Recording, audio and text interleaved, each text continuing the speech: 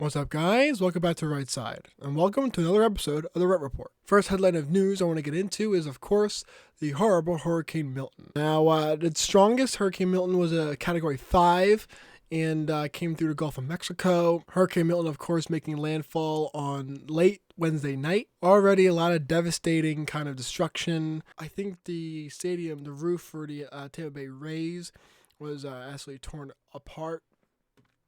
off, which is actually a casing area for first responders and support kind of people there. And it's crazy, obviously. But I think someone who deserves to get a lot of credit for this in recovering and making sure that the state gets back to where it was before is Ron DeSantis. Of course, he kind of he ran against Trump in the primaries, everything like that. But I think that Ron DeSantis is proving himself to be one of the best governors in the nation. Probably one of the best governors in recent memory across the nation. No one has governed a state better than Ron DeSantis has governed Florida. It's absolutely astounding. It's terrific. He pre-mobilized something like around 60,000 linemen beforehand, so that he can, get the power outages fixed as soon as possible. So a big props to Ron DeSantis for kind of preparing for this as much as he possibly could. But of course, how much aid is Florida going to get from the federal government after this? I don't know. I mean, Alejandro Mayorkas already said that FEMA's already stretched thin because we're fucking giving everything and then some to illegal migrants, and also shipping money out to countries like Lebanon. Despite being a Category 5 at its strongest, Milton only made landfall at Florida, I think, at the Category 3. Still devastating. You never want to get a hurricane at all. But it seems like a lot of the towns in Florida will make a recovery, hopefully. If there's any state that knows how to handle hurricanes and has buildings made to withstand hurricanes, it's Florida. Just like if there was going to be a tornado anywhere, you'd want to be in Oklahoma, because Oklahoma knows how to handle tornadoes. So Florida's kind of synonymous with hurricanes. So hopefully that kind of helps in their preparation for it. They kind of know what to expect. But hurricanes are never, they're never storms you want to have, or they're never easy storms. But I hope, thoughts and prayers go out to any bodies found, to the families that are going to lose their house, lose their business, things that they saved up their whole life for. A lot of people move down to Florida to retire and to live their best life.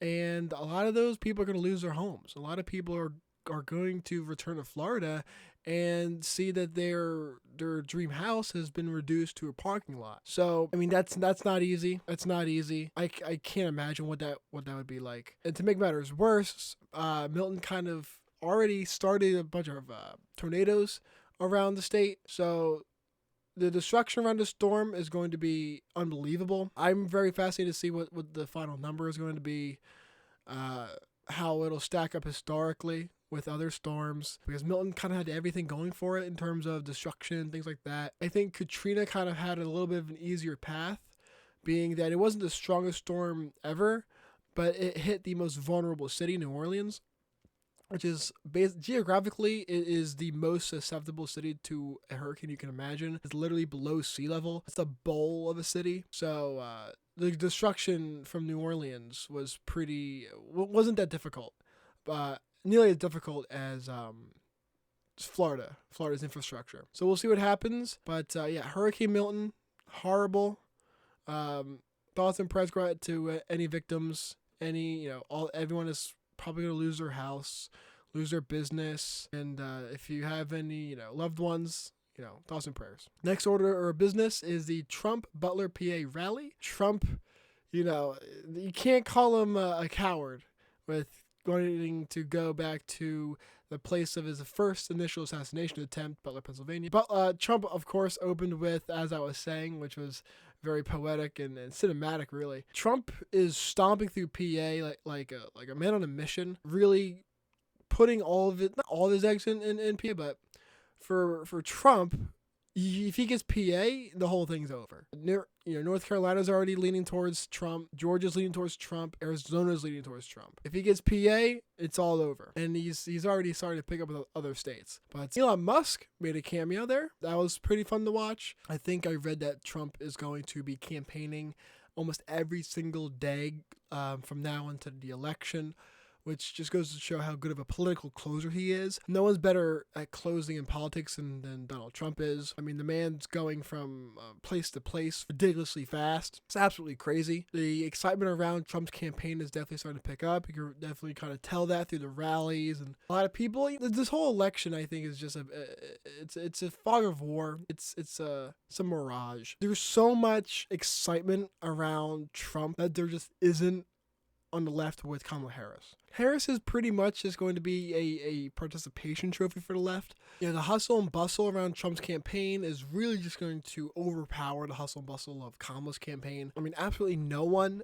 is excited for Kamala. No one is excited for Kamala. But Trump has such an energetic base. Trump's base is absolutely ecstatic to vote for Trump. Whereas Kamala's base is just very they're settling for Kamala. They waited out the primaries. They waited out the primary system with Joe Biden to make sure that they didn't really have any main competitors. And they have the debate early so they can axe Biden and install the replacement. Problem is that they kind of did it probably too late. They didn't really have any time to install anyone better than Kamala, so Kamala was installed. And now they have to deal with what they have. They had to they made their bed, now they have to lie in it. And Kamala's just like the worst candidate since Hillary Clinton, probably even worse than Clinton. She has nothing going for her. She's got nothing going for her.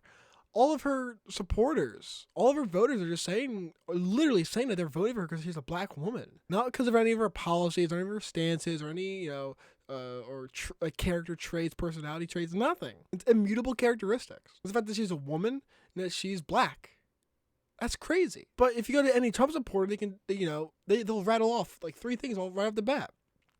You have the border, you have immigration, you have the economy, you have war, you have high gas prices, you have inflation, you have all of these different, the government bureaucracy. All of these things are things that Trump runs on successfully. And here Kamala is just running on hope and joy. This is Hillary Clinton all over again. Trump is really treating this election the way he should be, as a cannot lose, must win, which is the absolute right way to approach this election. I think that Trump will win handily, but you go door knocking, take your friends up to the polls, help your friends register, vote with your friends, get them out to the polls. But Trump rightly should be running like he's down by 10, which is exactly what he's doing. And I think that this will come to fruition on election day for Trump and Butler PA rally.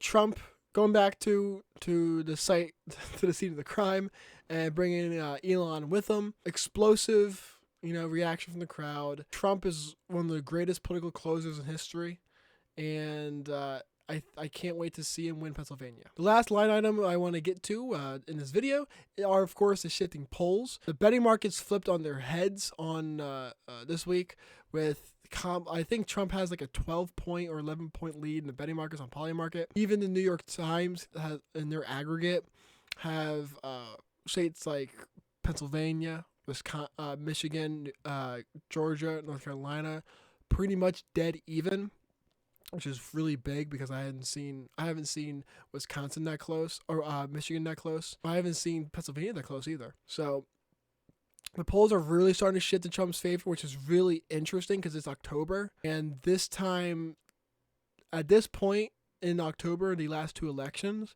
Trump was dead to rights in a lot of these states. Trump had no shot in any of these states. And here their polls are showing that Trump is pretty much even or even winning in a lot of these states. Which of course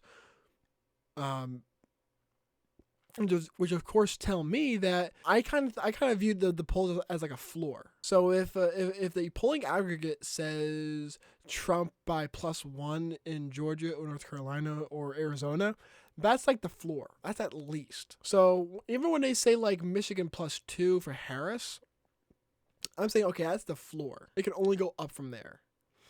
Because of course, a lot of Trump's most rabid and devoted base are the older rural voters who don't trust the media, don't trust polling, and don't really have that great of an access to the internet in the first place. So those types of people will never get touched by the polling and the surveyors, by the pollsters. So whenever I see any of those polls, that's the floor. And the fact that Trump's doing this well at this point in October is very, very telling of the hopefully landslide victory by Donald Trump on November 5th. I think the country needs it.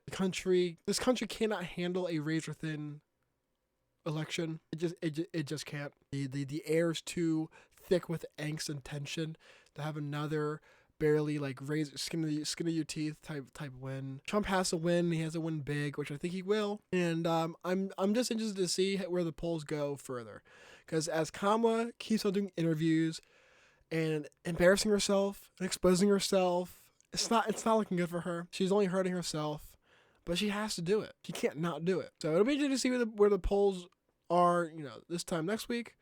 So the polls already lean towards Trump at this point in October. Really good sign, and a sign of things to come going forward. I hope you guys enjoyed the video. If you did, hit the like button. If you'd like to support and help the channel grow, please subscribe and ring the bell to stay updated with all my uploads. Finally, whether you agree or disagree, leave your thoughts in the comment section below. I look forward to engaging with you guys in respectful and thoughtful discussions. With that said, I'll see you guys next video. See ya.